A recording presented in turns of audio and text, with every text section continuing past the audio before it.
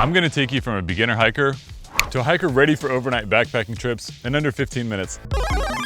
From someone concerningly unfamiliar with the outdoors to someone who knows what to wear, what to pack, and what to eat. I'll also include some hiking tips you might not have even thought about. If you've wanted to get into hiking and backpacking but never really knew where to begin, this video is for you. Stay light because every ounce adds up, especially on longer hikes. Prioritize the essentials. Beginners have a tendency either to way overpack unnecessary items or not to pack the actual necessary items. Not you though. We'll start off with the big gear items and move down to the itty bitty ones. For tents, you want to be around 2 pounds for a 1-man tent and 3 pounds for a 2-man tent. In general, the lighter the tent, the more expensive it'll be. You can get a freestanding tent like this one, which comes with actual tent poles and stands up freely anywhere on its own from brands like Big Agnes, Nemo, and REI. I love this Slingfin one. Or you can get a non-freestanding tent that uses your trekking poles and more stakes and guy lines to stand. Requires a little more setup, but without dedicated tent poles, they'll be lighter. Brands like Gossamer Gear, Durston, and Z-Packs. Gotta mention Dyneema here, which is a popular material for tents and packs. It is very expensive, but strong, light, and waterproof. Sil Nylon is great as well and more affordable.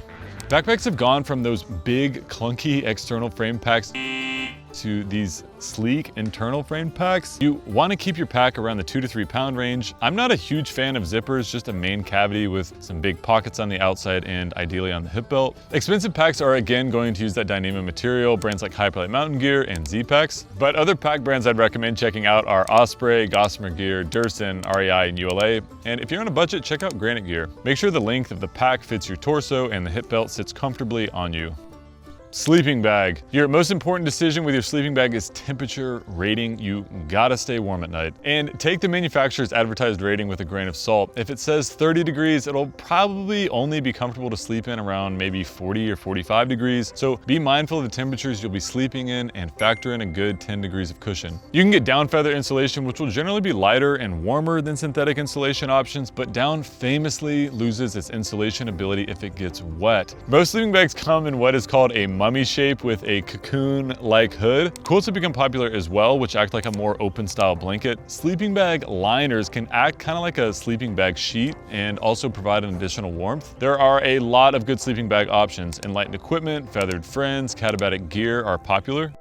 Sleeping pads. Obviously, these are important for comfort, but also for warmth by adding a barrier between you and the surprisingly cold ground. You want to keep this in the 1 pound range, and the biggest decision to make is if you want an inflatable one, which are generally more comfortable and packable, but can pop, or a foam pad, which are virtually indestructible and quick to set up, but bulky and not the most comfortable. There are other subtleties to be mindful of, like shape, R value, which is kind of like a warmth rating, length, noisiness, inflation valves, blah, blah, blah. Overall optimized for weight and comfort though. I vote inflatable personally. After a few thousand miles of hiking, I've actually never had one pop on me, and most come with a patch kit just in case they do. Thermarest is a popular sleeping pad brand. Nemo, Big Agnes, Exped, Climate, and Sea to Summit are all great too.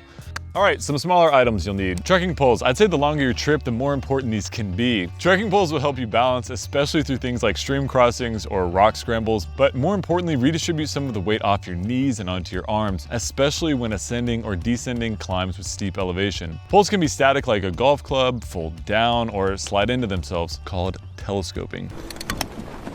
Gossamer Gear makes good ones. Black Diamond and Lecky are also popular. Some cheaper ones on Amazon will probably work fine too. Headlamp should weigh just a couple ounces. I like rechargeable ones so I don't have to worry about replacing the batteries. Ideally at least 50 or 100 lumens in brightness or so. Black Diamond, Petzl, Nightcore, names like that. Water filter. Unless you want to pack out all your water, which will be really heavy, you'll want to drink from fresh water sources like streams and ponds. You gotta filter it first though. There are a lot of options like gravity filters and chemical drop treatments. I recommend squeeze filters like Sawyer. Fill up your bottle with dirty water and squeeze out clean water. And bring about 2 liters of water storage.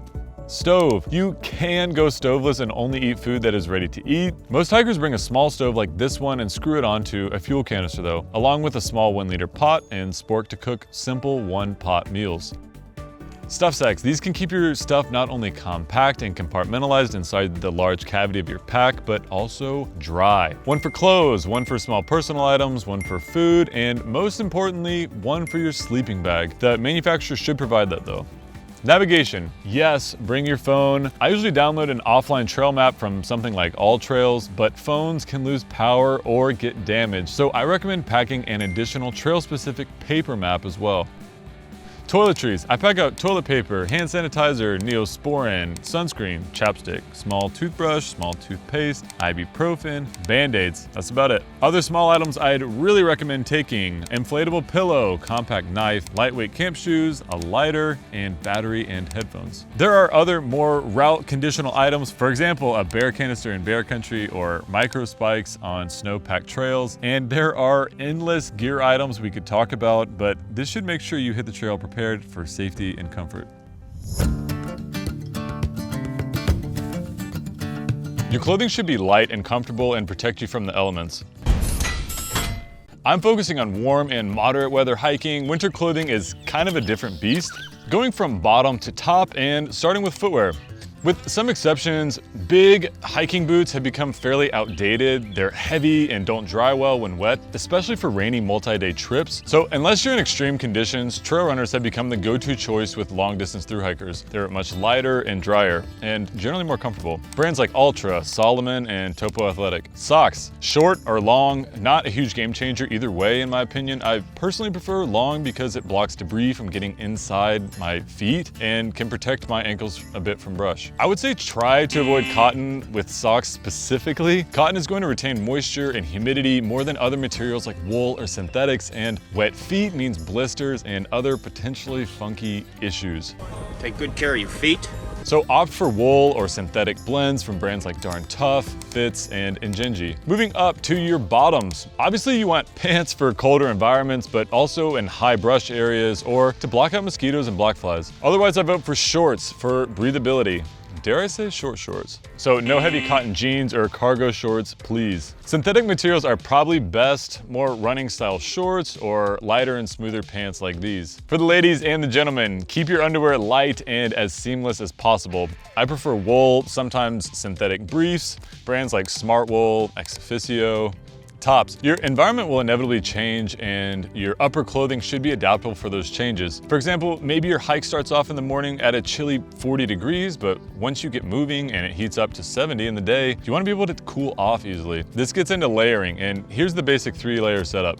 A lightweight shirt known as a base layer, or the piece actually in contact with your skin. Wool is my favorite because it is natural, comfortable, wicks moisture, and retains insulation when wet from rain or sweat. Then a mid layer for warm summer weather. Something like a light fleece works. For colder weather, a thick down or synthetic insulated puffy jacket, brands like Mountain Hardwear. And finally, your shell. This is the outer layer meant to resist abrasion and elements like rain. The high-end ones will come from brands like Patagonia and Arc'teryx, mid-range from REI and Columbia, and cheaper ones like Frog Togs work as well. A lightweight hat, especially if you are hiking in exposed environments like above tree line, grasslands, or the desert. Also, sun hoodies have become all the rage lately, which kind of act like a wearable and breathable sunscreen. Otherwise, I'm a fan of buffs, these cylindrical pieces of fabric that function as a sweatband, beanie, or a sleep mask. You'll hear a lot of people say cotton kills, a little dramatic in my opinion, but again, it can be hard to dry and get a little stinky. That's why wool, bamboo blends, and synthetic materials like nylon and polyester are generally preferred for hiking clothing. Add some UV blocking shades, possibly a hiking trail caftan, and you've got the look.